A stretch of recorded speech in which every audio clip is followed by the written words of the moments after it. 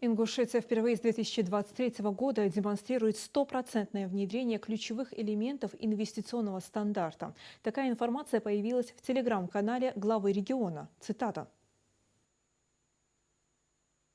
Для нас крайне важно создавать комфортные условия для ведения бизнеса и привлекать новые инвестиции в республику. Впервые за 6 лет нам удалось достичь стопроцентного выполнения всех элементов инвестиционного стандарта. Это результат системной работы команды региона, бизнеса и федеральных институтов развития. Мы продолжим совершенствовать меры поддержки инвесторов, чтобы Ингушетия закрепила свои позиции в национальном рейтинге инвестиционного климата. Оценка проводилась через анкетирование предпринимателей, взаимодействующих с региональными инвестиционными институтами. Учитывались качество и скорость оказания услуг, такие как подключение к сетям, получение разрешений. Оценивалось также удобство цифровых инструментов, эффективность работы инвестиционного комитета и агентства развития. Окончательные итоги будут представлены на Петербургском международном экономическом форуме в июне.